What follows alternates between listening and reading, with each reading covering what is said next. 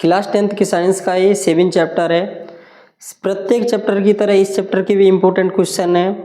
और एक ही बात को बार बार क्या दोहराना कि जैसे मैंने प्रत्येक चैप्टर में कहा था कि इन 8-10 क्वेश्चन रहते हैं हर एक चैप्टर में, उन्हीं में से आ जाएगा। ऐसे इस वाले में भी हमारे टोटल 10 क्वेश्चन है और इन 10 क्वेश्चन में से बाहर नहीं जाएगा और इससे आगे तुम्हें ज़्यादा प्रश्न करने की ज़रूरत नहीं है। यदि तुम्हें पहले से याद है प्रश्न तो उनको तुम्हें भूलना नहीं है, वो तुम्हें करना ही है। तो इस चैप्टर का नाम है हाउ डू ऑर्गेनिज्म रिप्रोड्यूस, यानी कि how do organism reproduce. Chapter 7 है एनसीईआरटी साइंस का। इसमें डेफिनेशन करनी है सबसे पहले तुम्हें। इसमें डेफिनेशन रीजनरेशन की डेफिनेशन एनसीईआरटी में सबसे ज़्यादा पूछी जाती है। इस चैप्टर में से जो प्रश्न बनता है सबसे ज़्यादा वो 2-3 प्रश्न ही बनते हैं। एक ये डेफिनेशन है कि what do you understand by regeneration, या फिर what is regeneration, what is called regeneration. कैसे भी आ जाए तुम्हें एग्जाम्पल सहित लिखना है। वेजिटेटिव प्रोपोजिशन, मल्टीपल फिजन और unisexual flower, unisexual flower, multiple fission और वेजिटेटिव प्रोपोजिशन।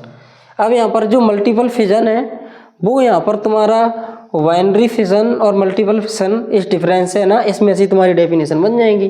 क्योंकि हम कोई भी अंतर लिखते हैं तो उसमें डेफिनेशन सबसे पहले लिखते हैं। तो इसमें 4 डेफिनेशन है, चारों की चारों करनी है। फिर इसके बाद बाइसेक्सुअल फ्लावर और पॉलिनेशन, ये प्रश्न आ गया है व्हाट इज पॉलिनेशन और क्रॉस पॉलिनेशन। यानी कि टोटल कितनी हो गई तुम्हारी 1 2 3 4 5 6 7 डेफिनेशन में। तो तुम लास्ट वाले को इसको स्किप कर सकते हो, क्रॉस पॉलिनेशन को तुम स्किप कर सकते हो और तुम्हें याद करनी है।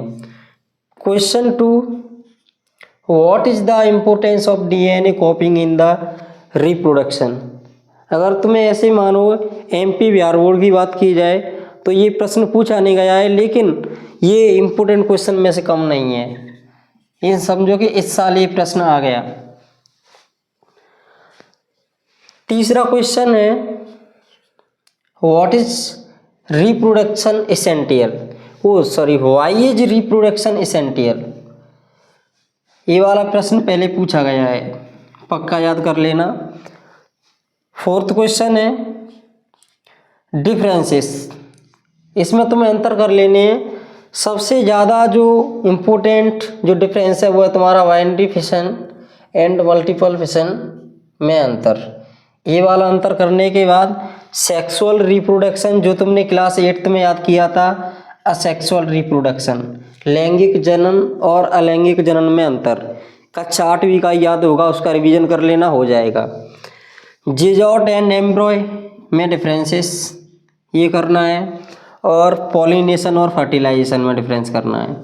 4 डिफरेंस है। अगर इसमें से छोड़ने की बात की जाए तो तुम जिजॉट और एम्ब्रॉय वाला डिफरेंस छोड़ सकते हो और तुम्हें 3 डिफरेंस इसकी करनी है। Question 5, describe the human male and female reproductive system with diagram. अब इसमें मेल रिप्रोडक्टिव और ऑर्गन्स यानी कि सिस्टम, जो मेल के रिप्रोडक्शन सिस्टम होता है उसका डायग्राम तुम्हें इसमें करना पड़ेगा एंड फीमेल रिप्रोडक्टिव सिस्टम का डायग्राम करना पड़ेगा। ध्यान से समझना, 2 डायग्राम ही हो गए और दोनों की तुम्हें इसमें डिस्क्राइब करना है, यानी कि संरचना बनाने के बाद उनको समझाना भी है। तो मेल का भी और फीमेल का दोनों ही करना है। मैं तुम्हें बता दूं फीमेल वाला प्रश्न पूछा गया है और मेल वाला नहीं आया है, तो मेल के भी चांस है, फीमेल के भी चांस है और चित्र सहित करने। क्वेश्चन 6 में right any 2 changes in boys and girls at the time of puberty. At the time of puberty boys and girls की नेचर में क्या क्या चेंजेस आते हैं। वोकल में चेंजेस आता है जैसे, और विस्चर्स आते हैं। तो गर्ल्स का इसमें पूछा गया है, बॉयज का यहाँ पर भी नहीं पूछा गया है, लेकिन चांस दोनों के आने के। यहाँ पर भी तुम्हारा फीमेल पूछा गया था, यहाँ पर भी गर्ल्स पूछा गया है, लेकिन यहाँ पर बॉयज और मेल यानी कि मेल का रिप्रोडक्टिव सिस्टम एंड बॉयज के चेंजेस, पुबर्टी चेंजेस। बॉयज़ की और मेल की नहीं पूछे गए हैं, लेकिन सबसे ज़्यादा मोस्ट तुम्हारा गर्ल्स एंड फीमेल का रहा और मेल और बॉयज़ का तुम्हें कर ही लेना है।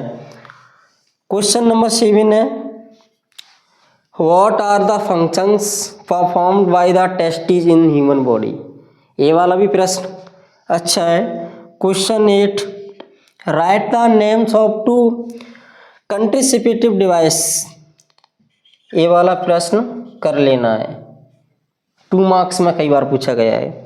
डायग्राम कौन से बनाने हैं तुम्हें, longitudinal section of flowers and amoeba का डायग्राम इजी है और स्किप भी कर सकते हो। Explain binary fission and amoeba with diagram.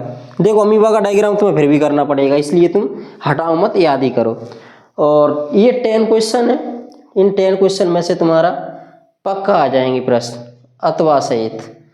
ज़्यादा तुम चैप्टर पूरे पढ़ने हैं, ऐसा नहीं कि तुम चैप्टर को नहीं पढ़ें, जो तुम्हारे नॉलेज के लिए चैप्टर पढ़ाए जाते हैं वो चैप्टर पूरे करने हैं, बदतमीजी नहीं देनी पढ़ने में। और मार्क्स के लिए चैप्टर पढ़ रहे हैं तो अंक भी अच्छे आने चाहिए। ऐसा तो ही नहीं सकता कि तुमने अंक अच्छे आ जाएं और चैप्टर पढ़े नहीं, या फिर चैप्टर पढ़ लें, हम अच्छा पढ़ लें और अंक आ नहीं पाए। पढ़ना भी है और अंक भी अच्छे आए, दोनों ही काम होने चाहिए।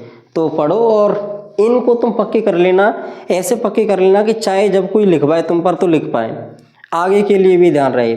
और अगले चैप्टर की वीडियो मिल जाएगी, और पीछे के जो 6 चैप्टर तुम्हारे निकल गए प्लेलिस्ट देख लेना, अपने नोट्स निकालो, नोट्स में टिक कर लो, और फिर बाद में बात करते हैं कि क्वेश्चन आया नहीं। प्रत्येक साल की तरह 100% क्वेश्चन यहीं से आने हैं, अथवा का 1-2 इधर उधर हो सकता है बस।